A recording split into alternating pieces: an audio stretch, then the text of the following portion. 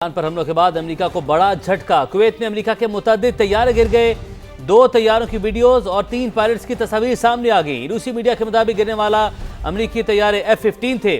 Kuwaiti वजारत दिफा से जारी बयान में कहा गया है कि तमाम अमेरिकी पायलट महफूज हैं और उन्हें तिब्बी इमदाद के लिए अस्पताल मुंतकिल कर दिया गया है। तैयारे गिरने की वजूहात जानने के लिए तहकीकात का अमल जारी है और अमेरिकी अफवाज के साथ राबते में है।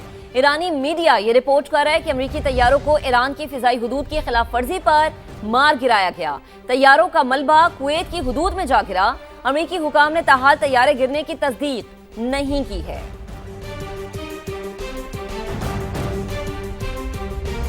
सऊदी अरब ने अरामको के रासा तनूरा रिफाइनरी में 2 ड्रोन्स मार गिराए हैं। सऊदी वजारत दिफा के मुताबिक ड्रोन्स का मलबा गिरने से रिफाइनरी में मामूली आग लगी। ड्रोन हमले में कोई जानी नुकसान नहीं हुआ है। तो आपको अपडेट करें कि सऊदी अरब ने अरामको के रासा तनूरा रिफाइनरी में 2 ड्रोन्स को मार गिराया है। सऊदी वजारत दिफा के मुताबिक ड्रोन्स का मलबा गिरने से रिफाइनरी में मामूली सी आग लगी है। ड्रोन हमले में कोई जानी नुकसान नहीं हुआ।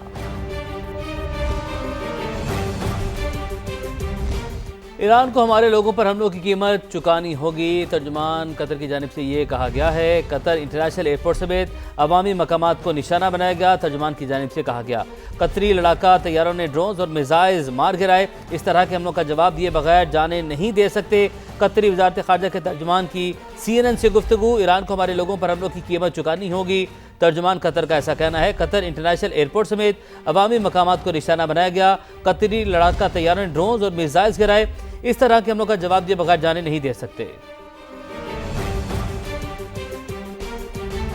तेहरान पर इस्राएली और अमरीकी हमलों में चीनी शहरी हलाक। चीनी वजारत खारजा ने तेहरान में शहरी की हलाकत की तस्दीक कर दी है। यह अहम खबर है जिससे मुतालिक आपको अपडेट किया जा रहा है कि तेहरान पर इस्राएली और अमरीकी हमलों में चीनी शहरी हलाक हुआ है और चीनी वजारत खारजा की जानिब से इस बात की तस्दीक कर दी गई है। ईरान जंग तवील होने पर पेंटागन और ट्रंप इंतजामिया को तशवीश। वाशिंगटन पोस्ट की जानिब से ये लिखा गया है। तनाज़ा शिद्दत इख्तियार करके कई हफ्तों तक तूल पकड़ सकता है। पेंटागन का माहौल निहायत कशीदा और खदशात से भरा हुआ है। तवील लड़ाई अमरीकी फ़ज़ाई दिफाई ज़खायर को मज़ीद कमज़ोर कर सकती है। एक मिसाइल को रोकने के लिए 2 या 3 इंटरसेप्टर्स दरकार होते हैं। अमरीकी फ़ौज के वसाइल इंतहाई दबाव के शिकार हैं। किसी दिन ये न कहना पड़े मिसाइल ख़त्म हो गए, हम कार्रवाई रोक रहे हैं। अमरीकी हुकाम में ये तशवीश पाई जाती है जिसका जिक्र किया है वाशिंगटन पोस्ट ने।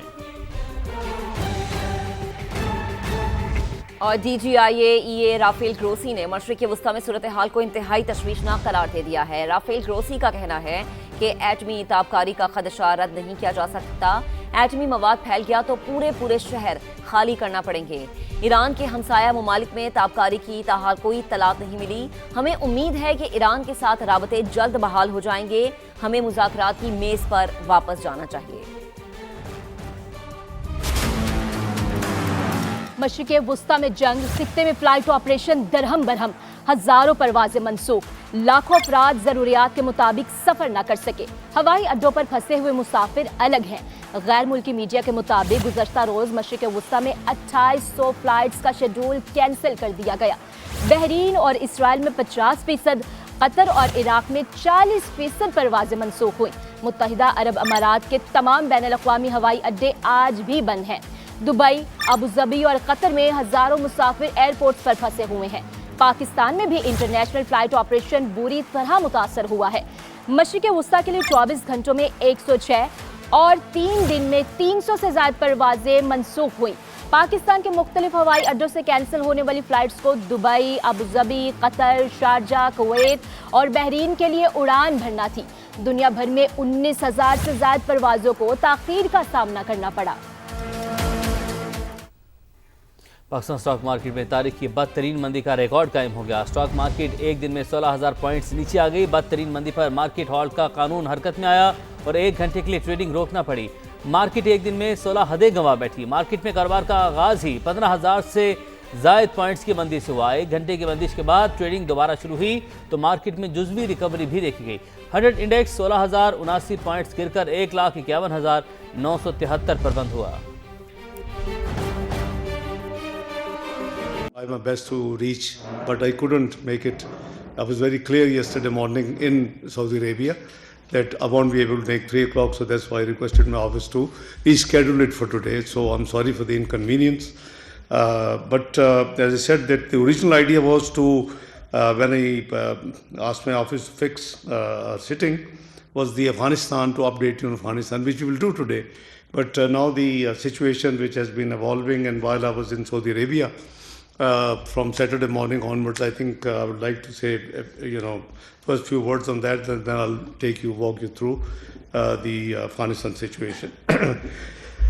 Excellencies, Pakistan is obviously very closely monitoring the evolving situation in Iran, as well as watching and the tensions which are building up in the region. And we have been deeply interconnected with different countries. I have, while in Saudi Arabia, I was able to talk to Foreign Minister of Iran, Foreign Minister of Uzbekistan, multiple times Foreign Minister of Saudi Arabia, then Deputy Prime Minister of United Arab Emirates, a number of foreign affairs officials, foreign ministers of Qatar, Foreign Minister of Oman, Deputy Prime Minister of Iraq, and there are certain meetings scheduled with some European diplomats, my counterparts, as well as Jordan and Kuwait later today. So I think the whole objective is that this recent escalation is obviously has now significantly heightened tension in a very already fragile and volatile environment. We are doing our full diplomatic efforts and requesting all parties to de-escalate and to refrain from this process, which according to our information, just not too old, just about a week ago, Prime Minister had official visit to Austria, and we had discussion with the IAEA officials there, and the feedback was very positive.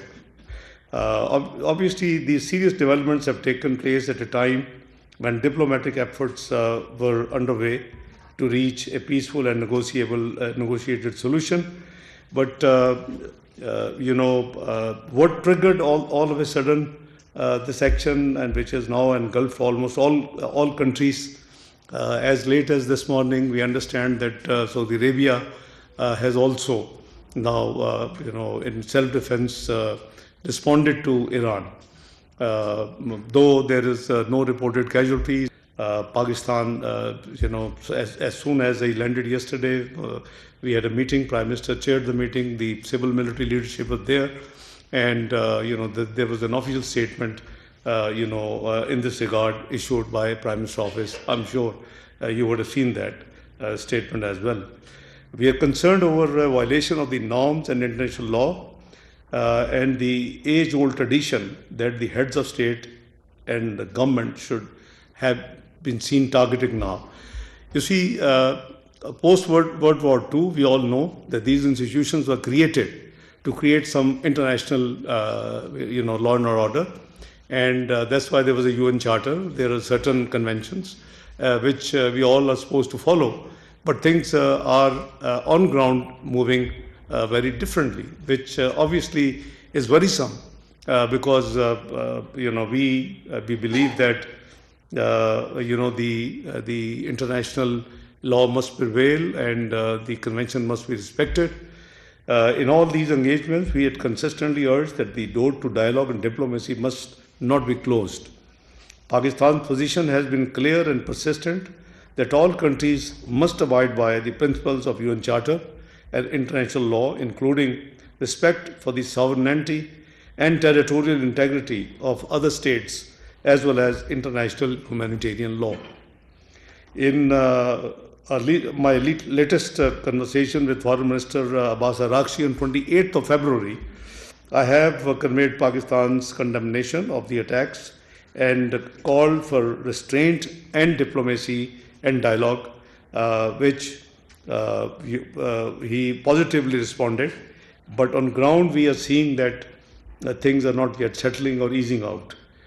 In the emergency meeting of the UN Security Council held under the agenda of the situation in the Middle East, held on 28th of February, Pakistan permanent representative at the UN has also reiterated Pakistan's condemnations of the attack in Iran. I have also spoken with, as I said, different foreign ministers in this regard, and I think I haven't talked to anyone who disagrees that the dialogue and diplomacy is the only way forward. Not only for this region, but wherever there is any conflict, there are forums available. There are systems in place. Post World War II. So it seems to be a very, very turbulent time in the diplomatic space and diplomatic world, which we all need to work together to bring it back to the original, the agreed principles to move. Pakistan also stands in full solidarity with all our brotherly countries and underscores the need to exercise maximum restraint. That is the message we have been giving to whosoever Prime Minister speaks, whosoever I speak, or whosoever Field Marshal Sayyid Munir speaks to his counterparts on the defense side. We acknowledge that the main target of Iran's retaliatory strikes were in self-defense, but Pakistan deeply regrets and condemns these strikes on the brotherly countries, including Saudi Arabia, Bahrain, Jordan, Kuwait, Qatar, and UAE, and Oman. We can't have double standard. As I said, that we were the first ones. I was in Saudi Arabia, and the moment I got this news, my office, I talked to them, and they issued more of a statement condemning it. But within no time, we then found a number of attacks, obviously in self-defense, but that compounded and complicated the situation on ground. So anyway, they are a sovereign state, and it was their decision. They say that we have not attacked those countries, we have attacked the American base there or their installation there.